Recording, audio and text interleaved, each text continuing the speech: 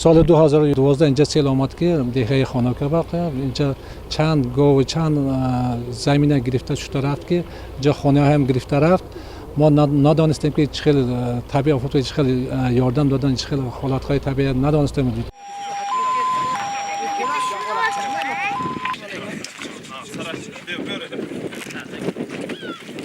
در دهه چوبات جماعت دهات خرمه حادثه فوق‌العاده آفت طبیعی رخ داد. در نتیجه چند خانه‌های استقامتی قسماً خراب شد. خوشبختانه تلفات جانی نیست، اما 5 نفر جراحت‌های جسمانی برداشتند.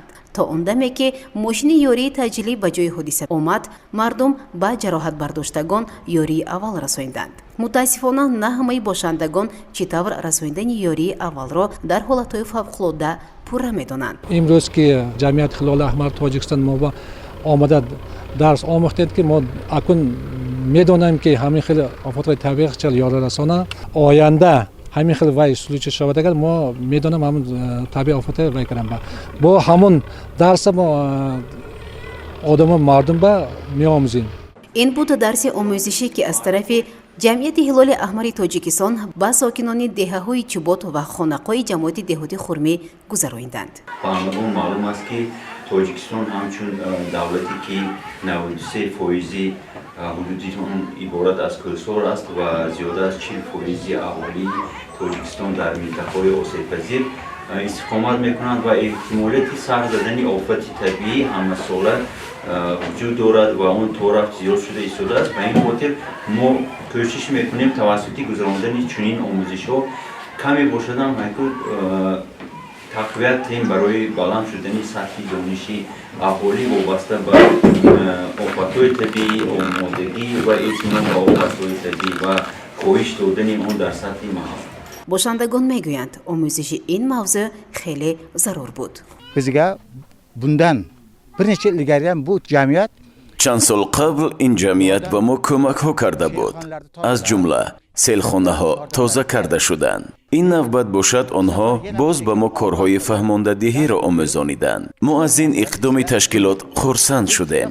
ما در درس آموزشی فعالانه اشتراک نمودیم و درباره رسانیدن یاری اول در حالتهای فوق‌العاده بسیار چیزها را آموختیم. ساکنان دهه به جمعیت هلال احمر تاجیکستان و سازمان امنیت و همکاری در اروپا minnatdorlik خود را بیان می نماییم. birgalikda olib borganligi uchun biz xalqimiz nomidan minnatdorchilik bildiramiz. در دایره عملی شوی لایحه جمعیت هلال احمر تاجیکستان مستحکم کنی اقتدار و تقویت سویه دانشی اهالی محل اوید به آمادگی به حالتهای فوق‌العاده در تاجیکستان که از جانب سازمان امنیت و همکاری در اروپا مبلغ گذاری کرده می شود در 10 دهه‌های شهر و دهاتی پنجکند درس آموزشی گذرانیده می شود. مقصد اساسی برگزار نمودن چنین آموزش‌های پیش از در سیمای مقامات‌های داخلدار باز هم بهتر و خوبتر به راه ماندن همکاری جمعیت هلال احمر تاجیکستان و آموزاندن اهالی در سمت کوشش خفی آفت‌های طبیعی بلند برداشتن سویه دانش آنها، یعنی که در صورت احتمالی رخ دادن هر گونه آفت‌های طبیعی ما به واسطه تکیه میکنیم با اقتدار همین مردم و همچنین یکی از هدف‌های دیگری لایحه این جان‌نوک نمودن سهم اهالی در بردن کارهای که امکان می‌دهد که خفی آفت‌های طبیعی کاهش یابد. نمایندگان جمعیت هلال احمر تاجیکستان در ولایت سوخت سرابال با اشتراکچیان درباره فعالیت و مقصد جمعیت معلومات داده بعداً اطراف موضوعهای ساختار حالتهای فوق‌العاده در سطح محل، منطقه و ملی در تاجیکستان سخن گفتند. در جریان ترینینگ اشتراکچیان با گروه‌ها تقسیم شده خریده محلی خود را وابسته به خوف آفت‌های طبیعی تهیه و معرفی نمودند. ما گروه سیوم در جای تصویر کردیم حیطه را. ما اینجا تصویر کردیم که دو سیلخانه در و قشلاق جایگیر شده است. یکم سیلخانه قاراتای توش میگیم همون طرف میبیاد تو پایان فراموزه میرود تو راه اینجا جایگیر شده است. با دروازه توش میگیم با این طرف میبا که بالا بایکوها کلانتر است که تصویر کرده جایگیتر نمیتونیم ما. قشلاق جایگیر شده است. خانقاسای گفته قشلاق میانه کوه با دوتا درون سیلخانه با اینجا راه جایگیر شده است. اینجا میان قشلاق هم راه هست. اینجا خانه ها هستند و خانه های پایانتر هستند. دهه خانه هست. این سیل من این طرفم سیل میاد این طرف. بیان سیل خانه و آرامگاه هست. آرامگاه. بعد من اینجا راه اسفالت هست. من این استادیوم هست. بالا با کوه. یعنی مینی استادیوم هست. تاکی کوه با استادیوم هست. یعنی همین محله که شما تصویر کردید اصلا اینجا فرامدن سیر تعریف می‌کردم. ها. بعد اینجا قبرستان جایگیر است. من اینجا با باغ هست. اینجا به دهه چوبات هست. من این دو طرف سیل می‌آید و این طرف پایان با می‌رود. این سیل خانه و کام. این منطقه دیگر مغازه مکتب. نه مغازین هست، مکتب هست. бо мақсади ба аҳолии деҳаҳои зикршуда ба таври амалӣ нишон додани роҳу усулҳои расонидани ёрии таъҷилӣ дар ҳолатҳои фавқулода бо иштироки намояндагони соҳаҳои дахлдор техникаву таҷҳизоти зарурӣ дарси омӯзишӣ гузаронида шуд ки иштирокчиён ин тадбирро муҳим арзёбӣ карданд.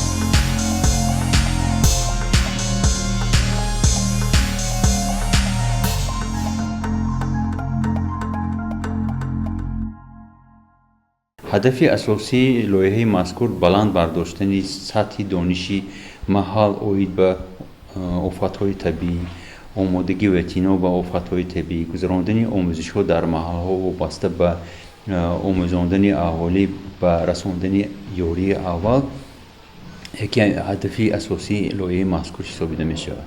қаблан аз тарафи бахши ҷамъияти ҳилоли аҳмари тоҷикистон дар шаҳри Панҷикен дар ҳамаи деҳаҳои осебпазир фаъолияти иттилоотӣ гузаронида шудааст ва бештари аҳолӣ аз фаъолияти ҷамъияти ҳилоли аҳмари тоҷикистон огоҳ ҳастанд ва барои ман хеле хурсандовар буд ки дар бораи таърихи ҷунбиши байналмилалии ҷамъиятҳои салиби сурх маълумот доранд вобаста ба барномаҳое ки дар ҷамъияти ҳилоли аҳмари тоҷикистон фаъолият мекунанд аз он огоҳ мебошанд ва ба ман осон буд бо ин аудитория кор кардан, чунки қаблан инҳо дар семинарҳое ки айнан барои коҳиш додани хавфи офатҳои табиӣ равона карда шуда буданд, онҳо қаблан иштирок карда буданд. Ба ин хотир ба ман аудитория хеле кӯмак расонд барои ба мақсадҳое ки дар пеш гузошта будем барои он ноил шудам. یعنی که دانش کافی دارن یعنی که دانش کافی داشتند باز معلومات‌های پرتر و سیتر بعداً درباره سازمان امنیت و همکاری در اروپا معلوماتی کمتر داشتند. ما توسط برنامه‌هایی که ما آماده کرده بودیم بیشتری اهالی از فعالیت سازمان چی میگن معلومات دار کردیم.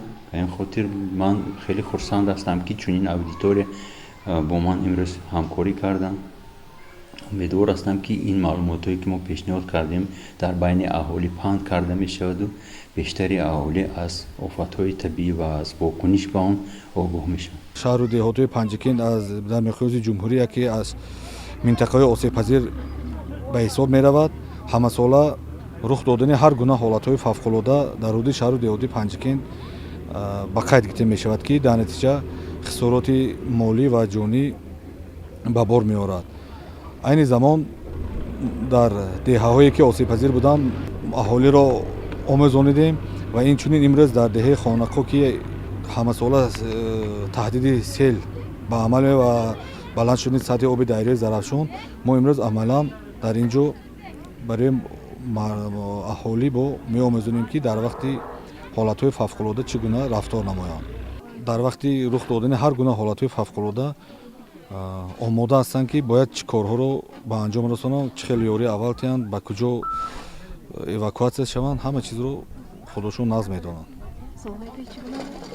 سال‌های پیش نیز همه خیلی چاره‌بینی گذرانده میشد، مردم با پورگی آماده هستند. من منتداری خودم رو با کارمندان هلال احمر جمهوری تاجیکستان بخش هلال احمر در ولایت سوغ و شهر پنجکین میرسم که چنین چاره‌بینی عین زمان بوده، می‌خواهیم که با در آینده چنین چاره‌بینی برگزار گردد.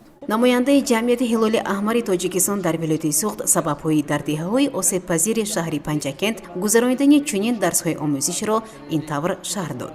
اون شهرها و ناحیه‌ها و دهه‌هایی که همچون منطقه‌های مقصدناک برای گذراندن آموزش انتخاب شدن بیاسته از طرف ریاست‌های محلی، کمیته اولویت فوق‌العاده و کمیته اولویت فوق‌العاده در سطح جمهوری پیشنهاد گردیده است، یعنی که در اساس گویم که سنجش ها در اساس آموزش ها و مخصوصا معین کرده شد که بیشتر باید که در همین دهه ها، یعنی که در 10 دهه‌ای که انتخاب شد آموزش ها گذرانده شود، یعنی که از نگاه بیشتر رخ دادن هر گونه آفت های طبیعی، از نگاه جوگیر بودن در منطقه های خطرناکی که معین نمودن، از همه لحاظ انتخاب گردید. با استفاده از فرصت مناسب من از نام رهبریت بخش جمعیت هلال احمر تاجیکستان در ولایت سوغد با مقامات اجرایی شهر پنجکین، مخصوصا با رئیس شهر محترم عبدالخالق خالقزاده، با کمیته اولویت فوق‌العاده یعنی بخش که در شهر پنجکین جایگیر است و دیگر ساختار و مقامات هایی که با ما همکاری نمودند، اظهار منتداری می‌نمایم چون پیوستان ها ما را همراهی کردند و این امکان داد که آموزش‌ها در سطح باز هم بهتر و خوبتر و ثمراناکتر